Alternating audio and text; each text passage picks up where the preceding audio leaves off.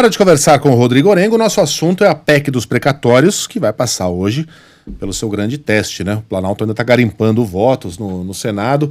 E o que a gente tem de cenário nesse momento, Orengo? Margem apertada, viu? Bom dia, Megali, Sheila, Carla. Ótimo estar com vocês aqui no estúdio. E é uma margem muito apertada. Então hoje é o grande desafio na Comissão de Constituição e Justiça, que é o primeiro passo. A Comissão de Constituição e Justiça, ela determina a constitucionalidade, a admissibilidade da PEC, que é uma proposta de emenda à Constituição, muda a Constituição. O mais importante é que abre caminho para pagar o Auxílio Brasil de R$400. Vai passar na CCJ. Agora, a grande questão é conseguir os votos necessários para passar no plenário até quinta-feira. O líder do governo, que é relator dessa matéria, está dizendo que tem ali 2, 3 votos de diferença. E aí tem que estar bem amarrado. Aquela coisa, chega na hora de votar, aí é o senador que vai no banheiro, o que fica no gabinete, e cada voto no Senado conta, 81 senadores.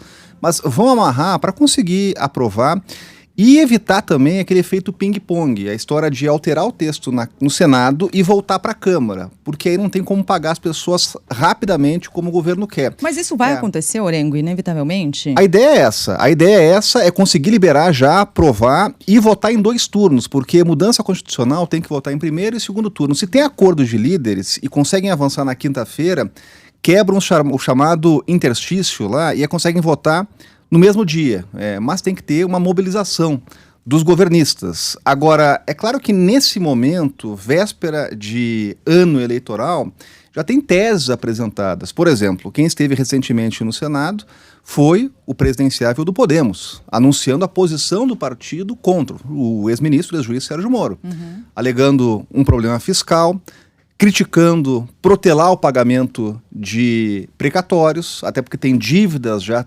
transitadas em julgado, não tem mais como recorrer, o governo precisa pagar, mas vai deixar para pagar um pouco depois, para aí sim abrir espaço fiscal e conseguir liberar esse recurso importante para as pessoas que mais precisam. Então hoje vota na CCJ e a ideia é já liberar para votar no plenário na quinta-feira. Agora, a CCJ serve para, como você disse, né? Para determinar se tal projeto é constitucional ou não.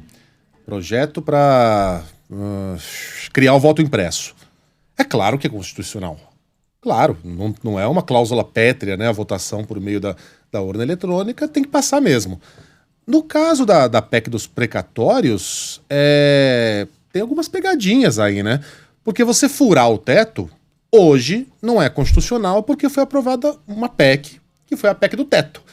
Mas você pode emendar a Constituição retirando o teto do nosso arcabouço.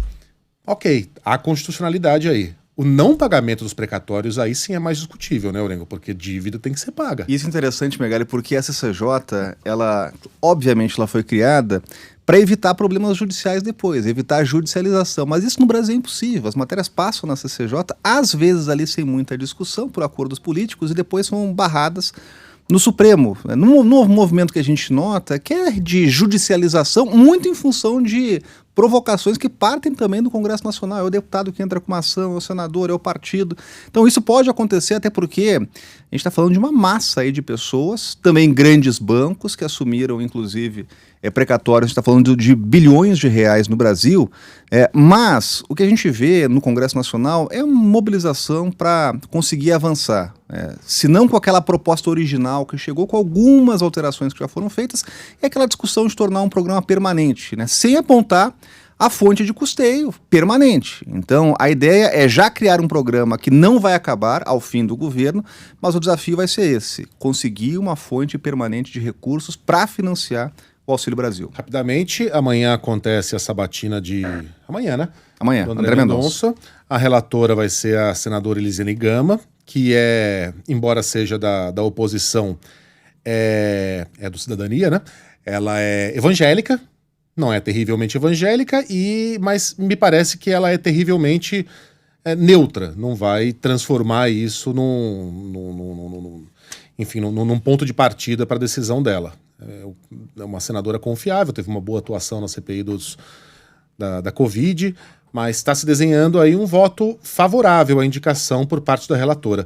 O que isso influi nos demais votos, Orengo? Ah, tem influência, mas há uma expectativa de aprovação. Mesmo que o nome seja rejeitado nessa mesma comissão que a gente está falando, que é a CCJ, o plenário é soberano. Então, mesmo rejeitando na comissão, o plenário pode aprovar depois.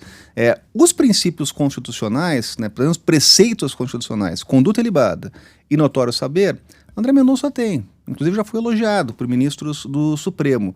A grande questão ali é política. O Congresso aproveitou, principalmente o presidente dessa comissão, Davi Alcolumbre, aproveitou para retaliar o governo.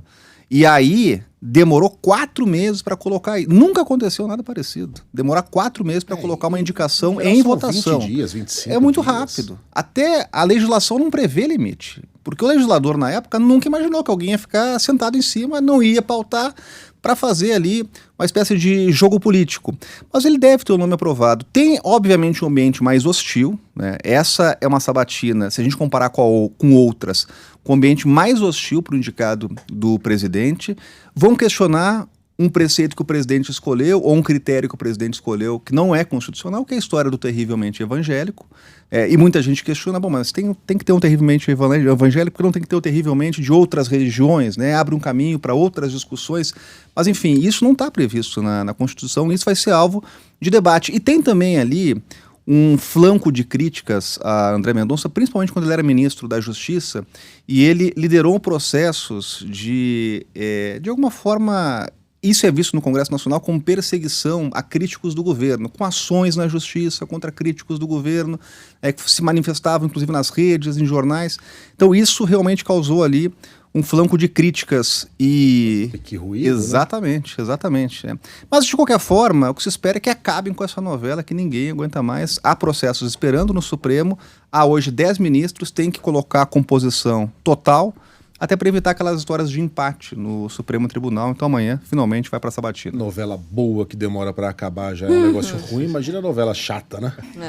Valeu, Orengo. Você continua amanhã em São Paulo? Amanhã já estamos de volta, em Brasília. Muito bate e volta. Boa viagem de volta, meu velho.